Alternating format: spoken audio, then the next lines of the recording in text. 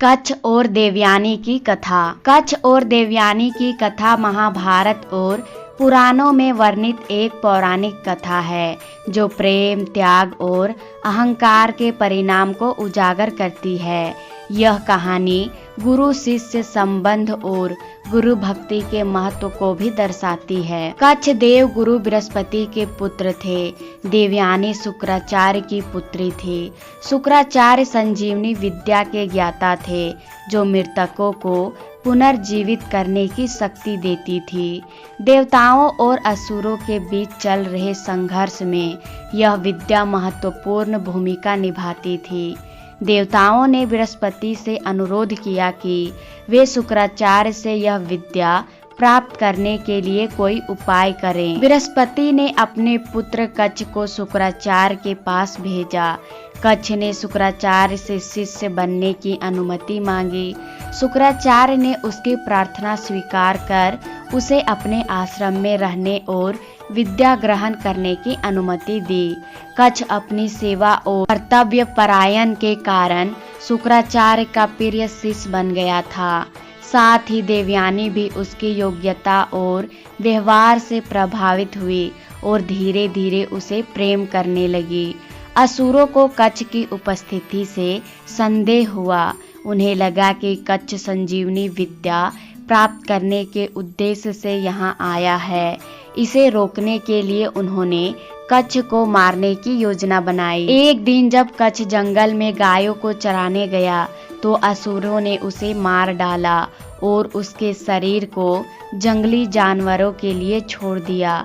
शाम को जब कच्छ वापस नहीं लौटा तो देवयानी ने अपने पिता से उसकी खोज करने का अनुरोध किया। शुक्राचार्य ने अपनी दिव्य दृष्टि से कच्छ का पता लगाया और अपनी संजीवनी विद्या से उसे पुनः जीवित कर दिया। असुरों ने कच्छ को फिर से मारने की योजना बनाई। इस बार उन्होंने उसके शरीर को टुकड़ों में काटकर जला दिया और उसकी राख को समुद्र में बिखेर दिया। देवयानी के दुखी होने पर शुक्राचार्य ने फिर से उसे जीवित कर दिया। तीसरी बार असुरों ने कच्छ को मारकर उसकी राख को शुक्राचार्य के पीने के पानी में मिला दिया।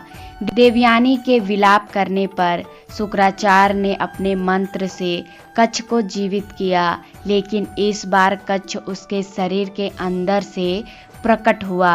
इस घटना के कारण शुक्राचार्य को अपनी संजीवनी विद्या का रहस्य बताना पड़ा, जिसे कच्छ ने सीख लिया।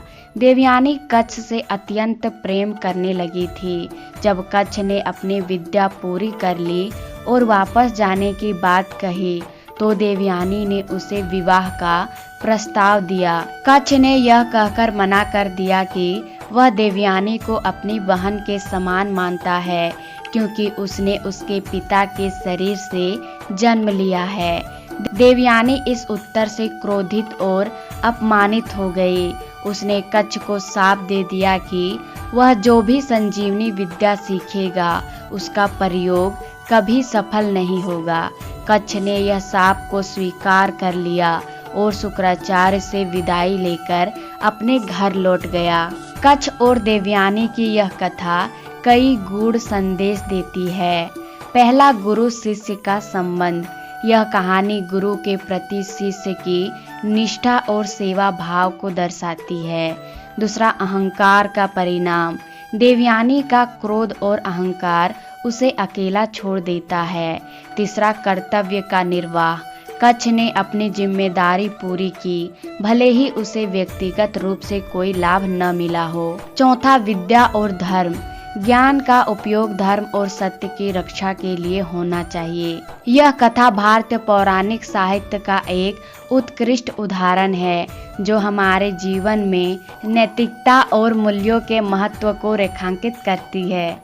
आशा करती हूँ दोस्तों आपको ये वीडियो पसंद आई होगी। पसंद आए तो वीडियो को लाइक, शेयर, सब्सक्राइब जरूर कर देना। मिलते हैं अगली वीडियो में, तब तक के लिए राधे राधे।